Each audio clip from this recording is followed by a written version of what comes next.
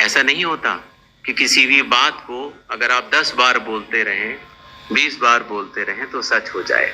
सच सच होता है और सूरज पूरब में ही उगता है, किसी के कहने से पश्चिम में नहीं उगा करता। पहली बात ये दोबारा आई कि साहब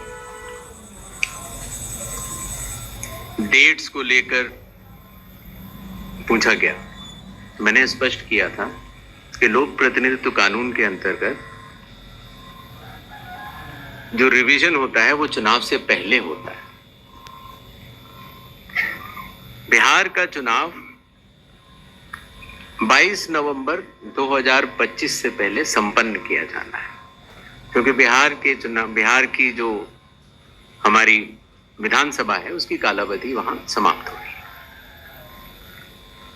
हमारे पास 1 जनवरी 2025 का एक स्पेशली रिवाइज्ड किया हुआ एक रोल था, इंटेंसिव नहीं था। आमूमन तौर से चुनाव से 6 महीने से अगर ज्यादा हो तो हम लोग को वोटर लिस्ट रिवाइज करनी चाहिए। तो अगर 1 जनवरी से 22 नवंबर तक हम रिवाइज नहीं करते तो इस 11 महीने से ज्यादा के अरसे में काफी त्रुटियां हो सकती थी। अगर हम 1 अप्रैल 4 ही तारीख को हो सकता है रिवीजन कानून के तहत, 1 जनवरी, 1 अप्रैल, 1 जुलाई और 1 अक्टूबर, उन्हीं तारीखों को जो 18 साल की उम्र प्राप्त करते हैं उनको वोट का अधिकार मिल जाता है। तो अगर हम 1 अप्रैल करते तो फिर ये बात आती कि अभी तो आपने एसएसआर कराया है तो आप फिर करा रहे। अगर हम 1 अक्टूबर करते तो ये बात आती कि बिल्कुल चुनाव सर पर है। तो एक ही विकल्प उपलब्ध था और वो था 1 जुलाई की क्वालिफाइंग डेट मानते हुए एक रिवीजन होना चाहिए। दूसरा विषय, तो इंटेंसिव रिवीजन क्यों, एसएसआर क्यों नहीं? ये बात मैं आप लोग ही तो कह रहे हो कि एसएसआर में इतना गहन परीक्षण नहीं हुआ, इसीलिए कई त्रुटियां पाई गई जो कि अब इन्यूमरेशन फॉर्म से आ रही हैं। दरअसल एसआईआर ही तो है जो इन सारे आरोपों का जवाब है। अगर एसआईआर में सब लोग मिलकर, सारी राजनीतिक पार्टियां मिलकर अगर मतदाता सूची को शुद्ध बनाने के लिए, राजनीतिक उद्देश्यों से परे जाकर राष्ट्र निर्माण के लिए, राष्ट्र सेवा के लिए अगर मतदाता सूची को शुद्ध बनाने के लिए काम करना चाहें तो आज भी बिहार में 15 दिन बाकी हैं और चुनाव आयोग उन सभी का शुक्रगुजार रहेगा जो मतदाता सूची शुद्ध करने के लिए अपना योगदान देंगे। ये बात कही गई कि किसी एक राज्य से, उड़ीसा से या उत्तर प्रदेश से कुछ शिकायतें की गई। बात वहीं की वहीं है।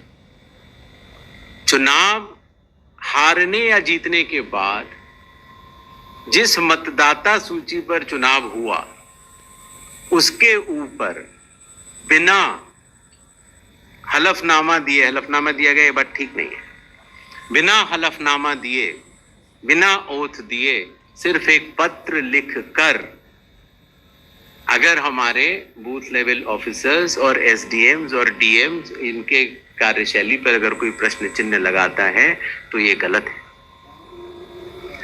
एक सवाल जो मैं पिछली बार जवाब नहीं दे पाया था कि साहब जो ये एसआईआर बिहार में चल रहा है उसमें कितने लोगों के डॉक्यूमेंट आ गए, कितने लोगों ने रिकमेंड किया, किस बूथ लेवल क्या रिकमेंड किया, डाटा लेने की कोशिश तो हो रही है। लेकिन मैंने आपको पहले बताया था कि चुनाव आयोग मल्टी लेवल कंस्ट्रक्ट से काम करता है।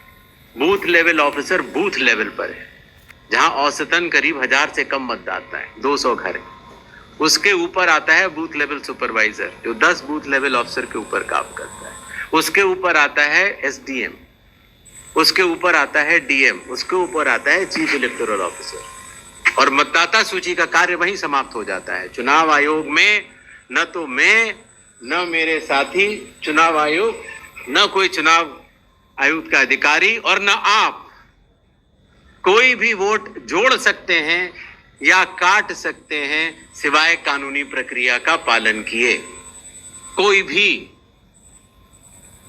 तो आपको इस बात को समझना होगा कि इस कंस्ट्रक्ट में, जो डिसेंट्रलाइज कंस्ट्रक्ट है, इसमें बूथ लेवल ऑफिसर ने जब किसी मतदाता से डॉक्यूमेंट्स लिए या उसने दिए तो कितने डॉक्यूमेंट्स लिए, क्या उसको रिकमेंड किया या नहीं किया, ये सारा विषय अभी भी एसडीएम स्तर पर विचाराधीन है, जिसका निर्णय 30 सितंबर तक आएगा।